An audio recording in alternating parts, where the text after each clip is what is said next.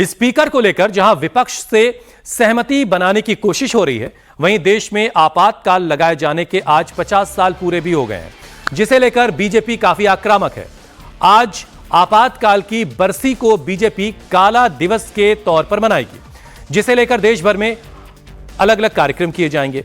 लखनऊ में बीजेपी कांग्रेस के आपातकाल को लेकर के विरोध जताएगी। साथ ही लोकतंत्र के सेनानियों का सम्मान किया जाएगा, जिसमें प्रदेश अध्यक्ष भूपेंद्र सिंह चौधरी मौजूद रहेंगे। उधर राजस्थान में भी आज मीसा बंदियों का सरकार सम्मान करेगी। मुख्यमंत्री मीसा बंदियों को डिनर देंगे और मीसा बंदियों को मासिक 20,000 रुपए पेंशन देने की योजना की शुरुआत भी आज की जाएगी।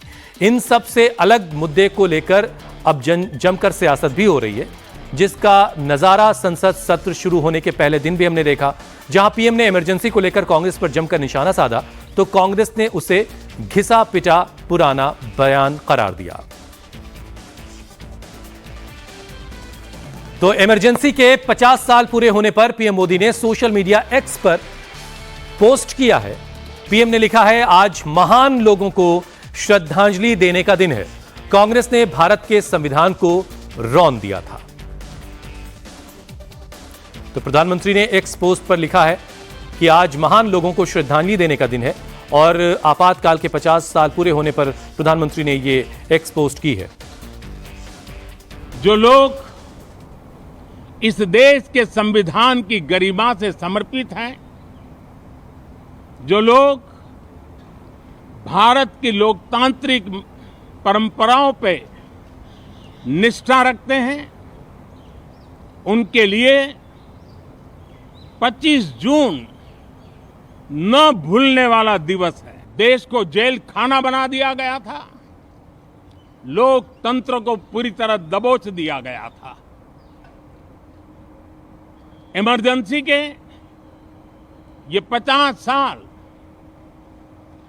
इस संकल्प के हैं कि हम गौरव के साथ हमारे संविधान की रक्षा करते हुए भारत के लोकतांत्रिक परंपराओं की रक्षा करते हुए देशवासी संकल्प लेंगे कि भारत में फिर कभी कोई ऐसी हिम्मत नहीं करेगा जो 50 साल पहले की गई थी और लोकतंत्र पे काला धब्बा लगा दिया गया था।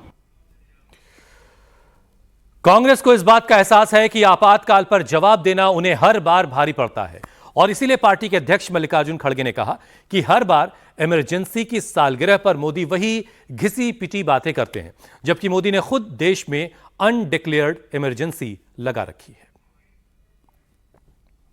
संविधान को बचाने के लिए हमने जो कोशिश की थी उसमें सारी जनता हमारे साथ दी, लेकिन मोदी जी संविधान को तोड़ने की कोशिश किए।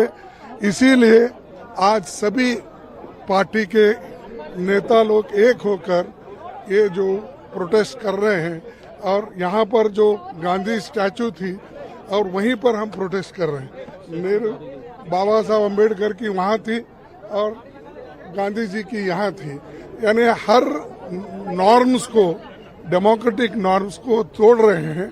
इसीलिए आज हम ये दिखाना चाहते हैं, भाई मोदी जी आप संविधान के तहत चलिए। देखो 100 बार यही बात बोलेंगे और इमरजेंसी के 50 साल हो रहे बोले तो तुम इमरजेंसी से without declaring emergency you are doing it.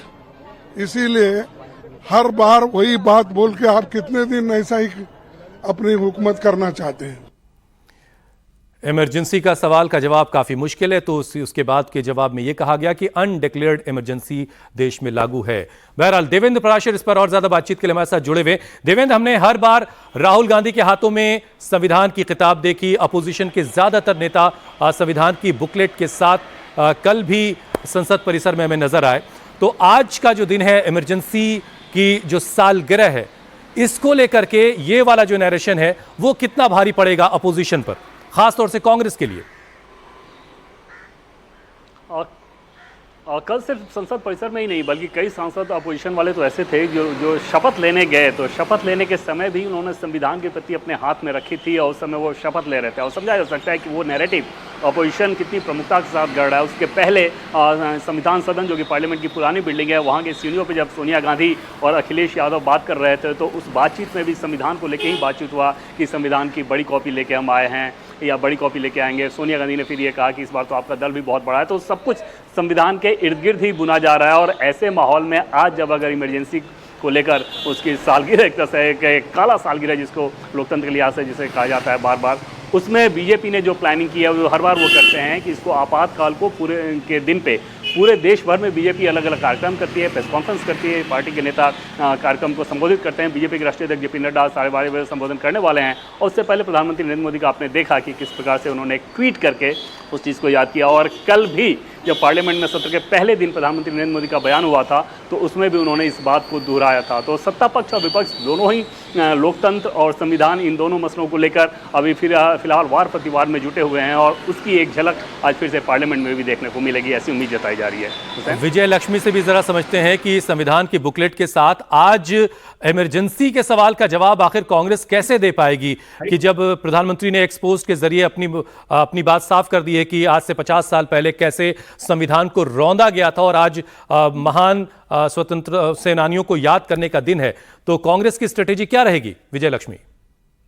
देखिए, कांग्रेस पार्टी लगातार ये बात कहती आ रही है कि ये जो पिछले 10 साल रहे नरेंद्र मोदी सरकार के, वो लोकतंत्र पर एक काला धब्बा है। और कल कांग्रेस के अध्यक्ष ने भी ये बात कही कि अघोषित इमरजेंसी 10 साल तक देश ने देखी। और इसी नैरेटिव को कांग्रेस पार्टी जो है वो आगे बढ़ा रही है कि इंस्टीट्यूशन से लेकर के तमाम चीजों पर एक तरीके से जिस तरह से इमरजेंसी में जिस तरह की चीजें थी वही चीजें इस पिछले 10 साल के कार्यकाल में रही। और इसी नैरेटिव को कांग्रेस के अध्यक्ष से लेकर के तमाम कांग्रेस के चाहे सांसद हों, चाहे बड़े नेता हों, प्रवक्ता हों, इसी नैरेटिव पर बात कर रहे हैं कि पिछला 10 साल जो है वो अघोषित इमरजेंसी का देश ने देखा। इसलिए बीजेपी जो है वो इमरजेंसी की बात ना करे। और आज जब अगर ये बात फिर से उठाई जाती है, क्योंकि कल भी तमाम लोगों से जब हमने बात की, कांग्रेस के तमाम नेताओं से हमने बात की, तो उन्होंने यही बात इमरजेंसी बनाम अघोषित इमरजेंसी की ये बात जो है वो अवाम तक कैसे पहुंचती है और कितना उसका कैसा असर होता है ये आने वाला वक्त बताएगा। लेकिन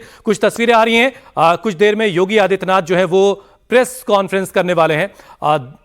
पूरे हिंदुस्तान में बीजेपी काला दिवस आज इमरजेंसी के 50 साल पूरे होने के मौके पर मना रही है और कई सारे कार्यक्रम बीजेपी इसमें करेगी और थोड़ी देर में योगी आदित्यनाथ प्रेस कॉन्फ्रेंस भी करने वाले हैं।